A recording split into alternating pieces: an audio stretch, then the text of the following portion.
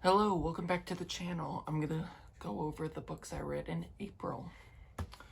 So the first book I read is Vera Wong's Unsolicited Advice for Murderers by Jessie Q. Sutanto.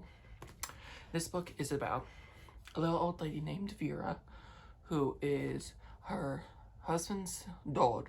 Her son moved away, and so she just lives above her tea shop and runs and does her things in her little tea shop, and then there's a body in there and she's convinced it's murder. So she takes it upon herself to figure it out, go through the suspects and find out who did it. And loved this book. I gave it 5 stars. Here, let's go through what I wrote down.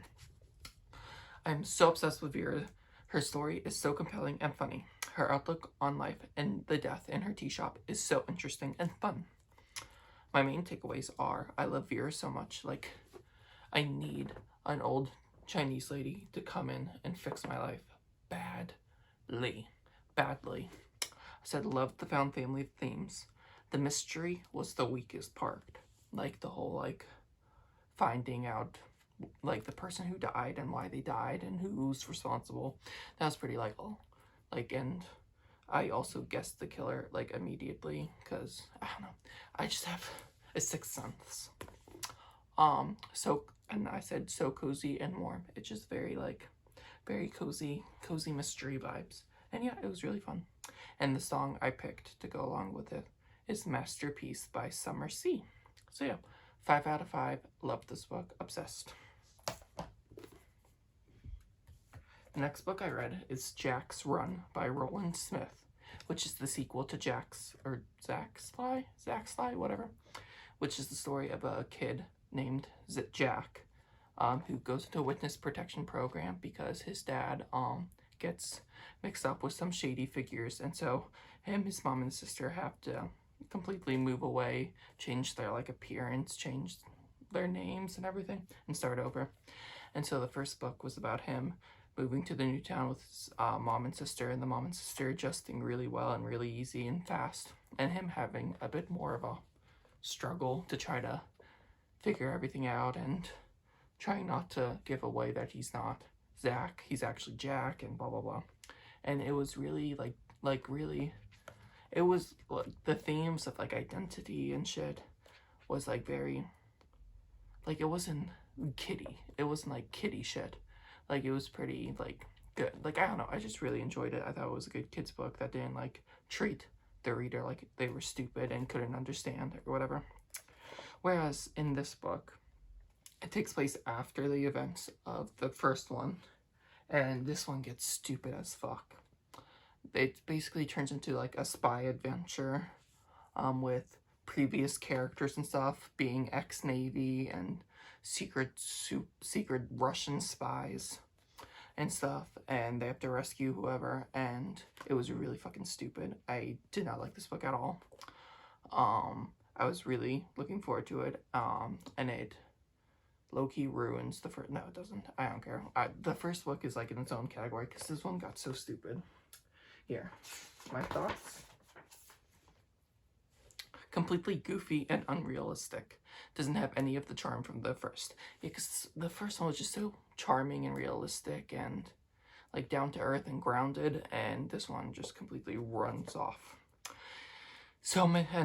My main takeaways were so many convenient coincidences.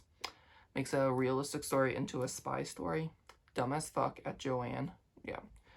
Jack's sister. Some of her decisions in this were fucking baffling. And same with the parents to allow that stuff to, baffling. No character development. In the first one, we really get to be in Jack's head and see how he views everything. In this one, it just, so much happens so fast that there's none of that. And it's, everyone is an ex-spy or ex-Navy person. Then there's this Western element that was just dumb and weird. Yeah, I did not like this. I gave it 2 stars. And the song I picked for it is International Super Spy by the Backyardigans, because that's what this was giving. Backyardigans. The next book I read is Bridge to Terabithia by Catherine Patterson. I think everyone knows what Bridge to Terabithia is by now. It's basically about this kid who's like poor and works on his like family's farm doing chores and shit, and meanwhile he like literally has to do fucking everything while his two older sisters just bitch and moan and do nothing all day. And meanwhile his parents are putting so much fucking pressure on him to get everything done because God forbid they ask the sisters to do anything. So infuriating. And then he meets a new girl, moves in next door, and they create a world called Terabithia that is just for them, and they can use their imaginations, and he can draw in peace without his father lecturing him. And yeah, I have to say I did enjoy the movie more because this is like takes place in the 60s or 70s. The movie's like the early 2000s, which is when I grew up, so I just related more. And I just was hoping the book would go into more detail about the characters and stories and stuff, and it really didn't. Everything you get in the movie, you get in the book, which, I mean, it's short, so it makes sense, but I really did prefer the movie over the book because it takes place in the 2000s when I grew up, so that's just gonna, like, draw me in more. Let's see what I read. I said I grew up with the movie and prefer it over the book. Doesn't get into much detail as I would like. The movie is also set when I grew up, so I can connect to it more. I said I like the movie more. The language was wonky, but fits the time. It's like very like country bumpkin shit.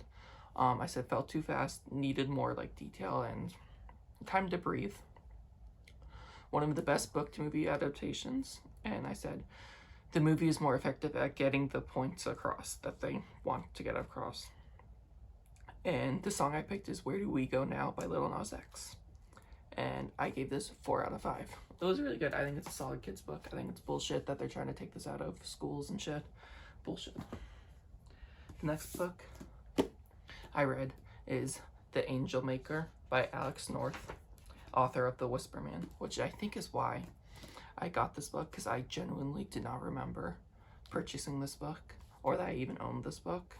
And then when I picked it for the thing, like my random TBR jar thing with all the books on my TBR in it, I was like, I genuinely, like The Angel Maker, I was like, what even is that? Because I had no recollection. And I don't even remember what the fuck this book's about. It's like about this like girl who, her brother gets attacked when they were kids, and she feels immense guilt about it, and then like there's also like there's just a bunch of shit going on.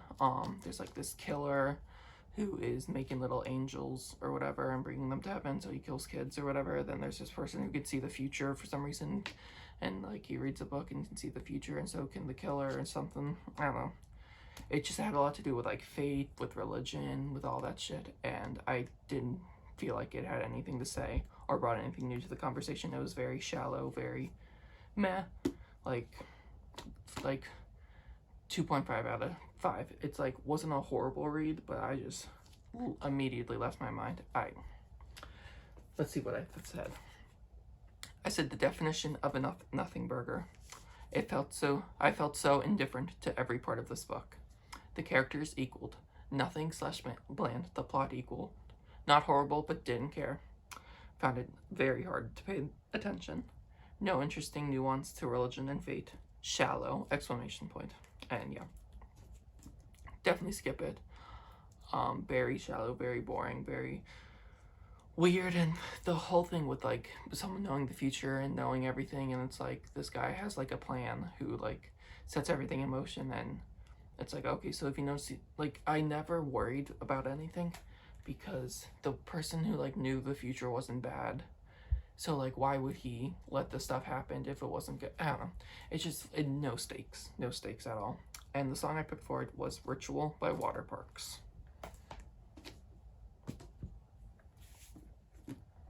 The next book I read is I'll Give You the Sun by Jandy Nelson. I have this like weird one that has like a quote on the front. And this one I read for the Books and Lala's book wordathon for April was nature. So sun. I'll give you the sun. So you have to like put a nature word in the title of the book, whatever. And this is about twins named Jude and Noah. And something horrible happened and destroyed their relationship. And it like takes place in two different timelines. The like present is with Jude, and Jude and Noah are 16, and the past is from Noah's perspective, and it's when they're like 12, 13ish, and it just goes through like what led up to them not speaking anymore, and if they can get back together and become Jude and Noah again because they're twins. And yeah, this book had some of the craziest like decision-making characters ever. Like these people, like every single character in this made bad decisions. Every single character was so questionable with the choices they made and the lies they told for some reason. It was fucking crazy. Like no one was like a clear good person. Like every single one of them did something bad to the other. And it was like, oh my god. Okay, so my thoughts. A heartbreaking and beautiful story full of complicated characters. I said Noah and his relationship with his dad is one of my main takeaways because it's very, very, I connected with that because it's very realistic to my relationship with my dad. And then I said Noah and Brian Hart.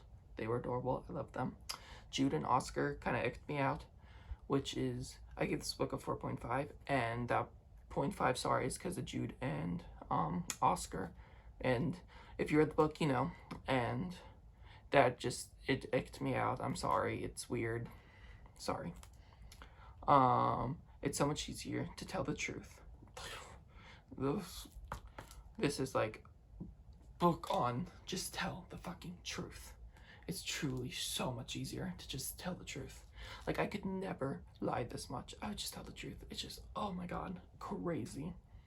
The imagery was great because Jude and Noah are both artists, and so it's very like imagery and the way they see the world, and like if people are like talking a lot, they'll be vomiting and stuff inside inside Noah's head. He like imagines a bunch of shit. And then the song I picked for this is Complicated by Avril Lavigne because it's so fucking complicated. The next book I read is It's Only at the Center of the Earth by Zoe Thorogood, which is this is an biographic novel that details the life of Zoe whatever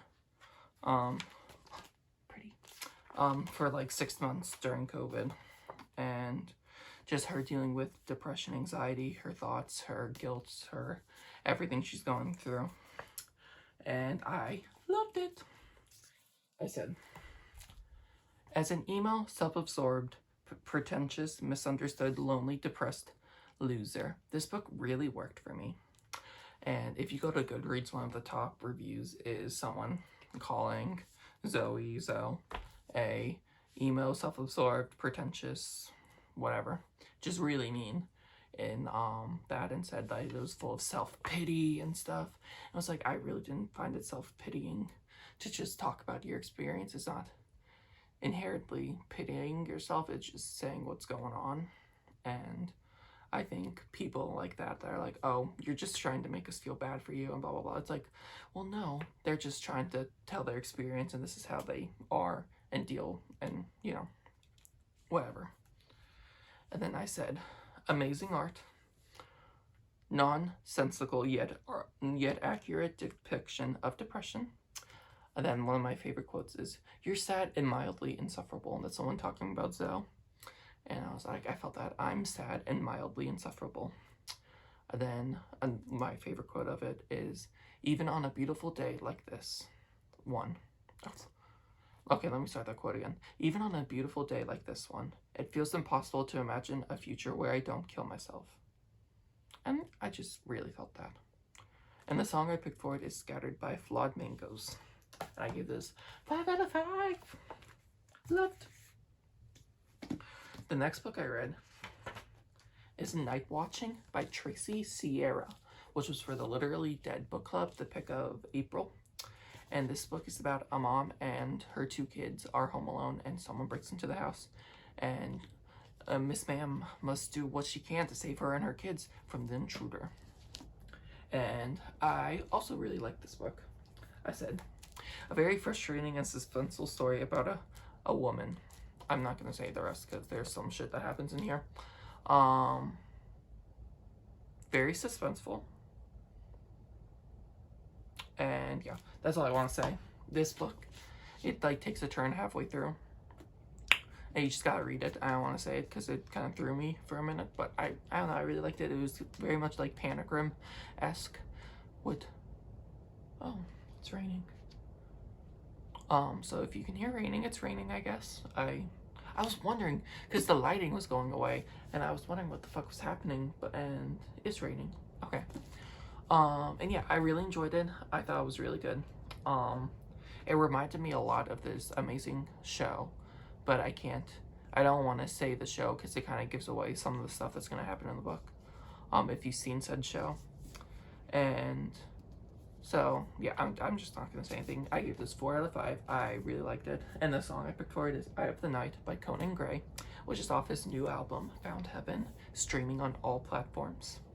And yeah, I really, really liked it. And that is it. Then, I already filmed this once, but I didn't frame myself properly, so like my head was like off screen and shit, and you can see my crotch and shit, and I didn't like it. So I had to redo it. So I already picked a book from my little jar thing. And I picked Little Heaven by Nick Cutter, which is over there. So that's gonna be the book that I'm reading in May for my random TBR jar thing. And then it's the Sisters of the Lost Nation, I think, is the Books and Lala book club pick. And for the book Wordathon, it's Every. So I have 2 options for that book. I think I'm gonna read Every Time We Meet at the Dairy Queen, Your Whole Fucking Face Explodes. And yeah.